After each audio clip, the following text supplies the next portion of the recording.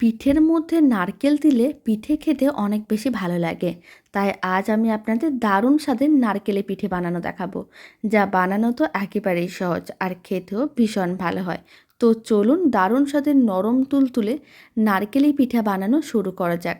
বাড়িতে বানালে কমেন্ট বক্সে জানাতে একেবারেই ভুলবেন না।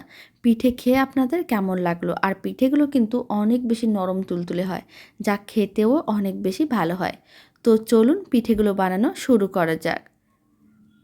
নমস্কার, আমি রুমি। আপনাদের সবাইকে আবারও একটা দারুণ স্বাদের রেসিপিতে স্বাগত।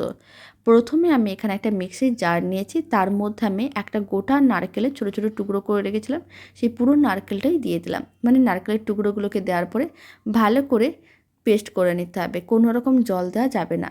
ঠিক এরকমই নারকেলটাকে শুকনো করে পেস্ট করতে হবে। যেহেতু নারকেলটা নরম ছিল, পেস্টটা ঠিক এরকমই রেডি হবে।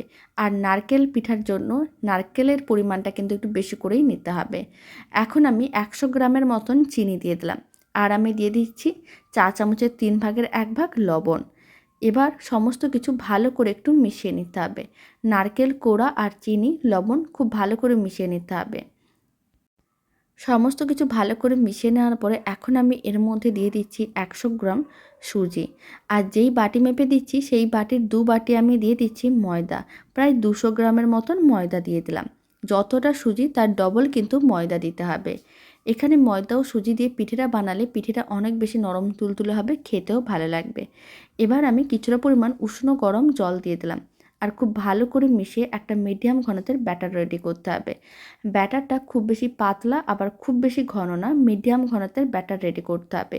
এখানে আমি উষ্ণ গরম জল দিয়ে ব্যাটারটা রেডি করছি, তবে আপনারা চাইলে গরম দুধ দিয়েও ব্যাটারটা রেডি করতে পারেন।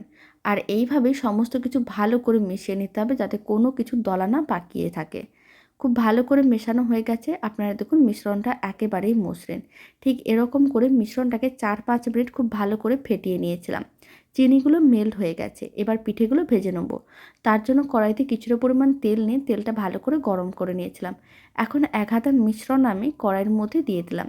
গরম তেলে দেওয়ার পরে এইভাবে তেলটা ভালো করে ছিটিয়ে নিতে হবে, যাতে পিঠের ওপরের অংশটা ফুলে ওঠে। তারপরে পিঠেটাকে উল্টে পাল্টে দুদিকই লাল লাল করে ভাজতে হবে। পিঠেটা বানানো একেবারেই সহজ আর খেতেও ভীষণ ভালো হয়। বাড়িতে আপনারাও এইভাবে একদিন হলেও নারকেলের পিঠার রেসিপি বানিয়ে দেখতে পারেন। পিঠেগুলো বানানোর জন্য খুব বেশি উপকরণ বা সময়ের প্রয়োজন পড়বে না, খেতেও ভীষণ ভালো হয়। পিঠেটা ভেজে নেওয়ার পরে এবার তুলে রেখে দিচ্ছি। আর একইভাবে বাকি পিঠেগুলো ভেজে নিয়েছিলাম। আপনারা দেখুন পিঠেটা কতটা নরম তুলতুলে হয়েছে, দেখেও বোঝা যাচ্ছে। পিঠের রেসিপিটা আপনাদের কেমন লাগলো কমেন্ট বক্সে জানাতে একেবারেই ভুলবেন না। ভালো লেগে থাকলে ফেসবুক থেকে রেসিপিটা দেখলে পেজটিকে ফলো করে নেওয়ার অনুরোধ রইল। ইউটিউব থেকে দেখলে চ্যানেলটি সাবস্ক্রাইব করে নেওয়ার অনুরোধ রইল। তো চলুন ভিডিওটা আমি এখানে শেষ করছি। আপনারা সবাই ভালো থাকবেন, সুস্থ থাকবেন। আপনাদের সঙ্গে আবার নতুন রেসিপি নিয়ে দেখা হচ্ছে।